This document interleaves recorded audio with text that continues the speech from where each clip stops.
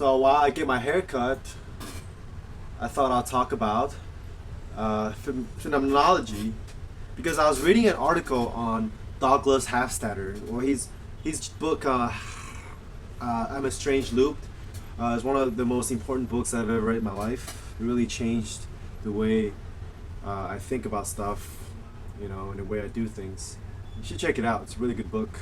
But anyway, so the article says that Douglas Hofstadter, even though he's a physicist and he's a cognitive scientist, he's an AI specialist or whatever, the article said that he's actually a phenomenologist.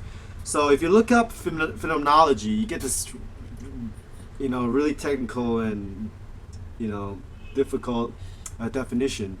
Some phenomenologists that are more famous that you probably heard of are Sartre and Sartre from the existentialist philosophers, and Heidegger, and Merleau-Ponty, and who else? I'm not really that familiar with this stuff at this moment of my life right now because I'm not reading too much about it, but I used to read a lot about phenomenology. So basically what phenomenology is the study of Husserl, right? Edmund Husserl is the one that sort of started the phenomenology movement.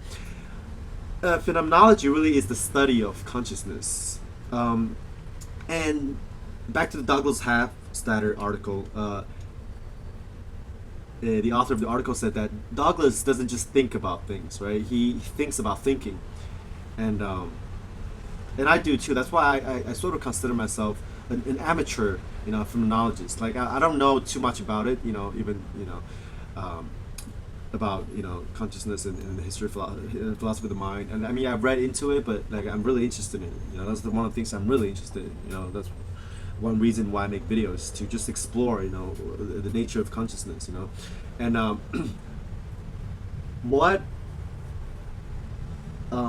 well, basically, Douglas Hofstadter, he wants to figure out how thoughts arise. He wants to figure out what happens to your experience. Phenomenologists like to study their experiences as it relates to consciousness, as it relates to how the mind, what's the mind doing right now that is giving you certain experience. They like to break that down. And so Douglas Hofstadter is always trying to figure out the root, to thinking, right? As I say, he likes to think about thinking. And the article also said that he really is one of the fathers of AI, of artificial intelligence, but he sort of backed out like 20 years ago or even more, because he feels like the artificial intelligence research today it's too commercial, should I put it. Like he doesn't like how they are using AI to commodify things. Like AI, most of the stuff AI, the quote unquote, the field of AI is doing right now is making machines that can produce, making machines that basically can make money, to put it simply. They're not really interesting. Like Douglas Hofstadter started the movement of AI because he was interested in thinking. He wants to build a machine that could think, so he could figure out how thinking occurs, right? So in a way, he said that the AI is sort of back, or are not sidetracked by by whatever they're doing right now. Because like, for example, like AI is everywhere right now. Basically, like if you look around, like Google is an AI, GPS is an AI, your phone is AI in your phone, and those AIs aren't really quote unquote deep AIs, like the way I would put it, because they're not.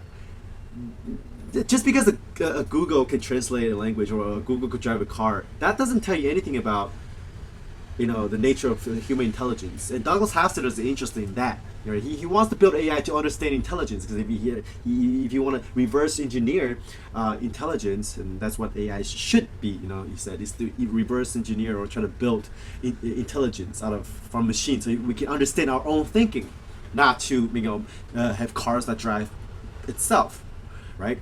So Douglas Hofstadter is interested in just what is going on, like the mechanisms of experiences. So let me give you like my personal example of what I mean by when I say I'm a quote unquote amateur phenomenologist. See, the way I perceive the world, maybe a little bit different from a lot of people, is that I'm always thinking about how what I'm doing right now, or whatever I'm experiencing right now. How is that possible? Like how, what I'm always trying to relate to what's going on in my head, or like what's going on in my consciousness, and that's giving rise to particular experience, or even just when I look at a phenomenon that's happening in the world. I'm always trying to, going back to, how is that reflected? How is the world a reflection of whatever my consciousness structure at this particular moment that's given, that's yielding that experience? Let me give you an example. A really simple example. I don't want to get too deep into this because it's my haircut time.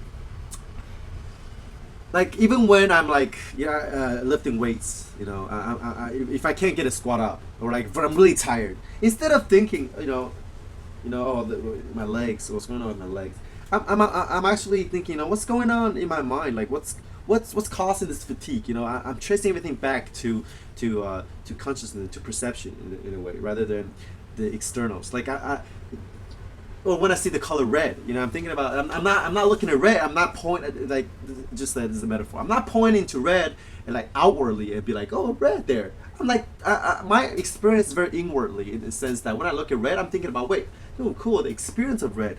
That experience of red is a little different from the experience of red I had yesterday when I was looking at something else. And I try to break that down and try to reflect on that based on how my mind is producing the different type of experience of red, rather than thinking, oh, yesterday was a bad day, and that red was, you know what I'm saying.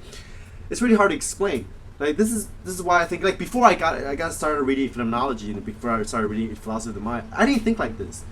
When I look at the world, I sort of, like everybody else, like normal people, I externalize everything. Like I see what's going on in the world, I sort of it's this me in the world. I'm sort of detaching from it. But now after I got into phenomenology, it's almost like everything's in me. It's like all the experience that I have. I'm thinking about, oh, that experience is like that because of the way how my consciousness or my mind is structured. That moment. It's like sort of like Kant's, what's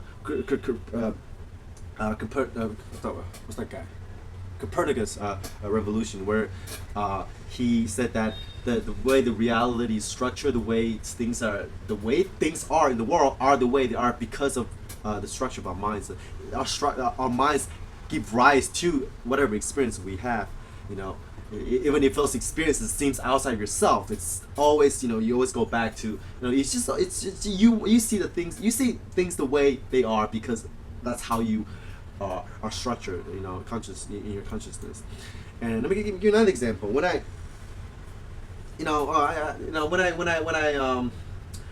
see a person, even when I work out, or I sort of just sometimes imagine how the result of my muscles, how I look aesthetically, is really dependent on other people's consciousness. How my muscles are reflected imprinted in other people's heads. That's sort of how I'm thinking about it when I'm looking at myself in the mirror. I'm not thinking about, oh, my muscles here and then that's there. I'm thinking about how is my body aesthetic? Why is it aesthetic? Because it's the way it's reflected off of other people's consciousness, and how the structure, maybe like in Taiwan I look bigger. How is the structure of Taiwan people's minds? How does that dictate how, like, my aesthetic, the way how aesthetic I will type of aesthetic that I express will be different, say, when I go to America, where people have a different consciousness there due to culture, Or let me give another example. When I watch a movie, that's actually the easiest example to understand. When I watch a movie, I'm actually thinking about, like, I'm looking at the screen, right? And it's so clear to me, it's so obvious to me that I don't have to think about it. Like, I don't have to, like, go on a philosophical journey to feel this way. It's so obvious to me, like, when I look at a movie screen or when I look at a TV screen, the screen, whatever's going on, the way it's making me feel, the way I hate this part, it's all inside my head. It's like, it's so obvious and it's so blind to me, like that image it's produced inside my brain, literally, like in the back of your head, where the visual cortex is. You know, when I look at the screen, I don't even point at the screen, but like, that bitch is stupid. You know, I almost want to point to my head and be like, okay, I think that bitch is stupid because of how my consciousness and how my mind is structured at that particular time when I feel that way, and that is why I feel like she's stupid. You know, and it's a little, you know, it's a little tricky to explain this to people who don't experience the world this way, but it's comforting to experience the world this way, but sometimes it's very scary. You know.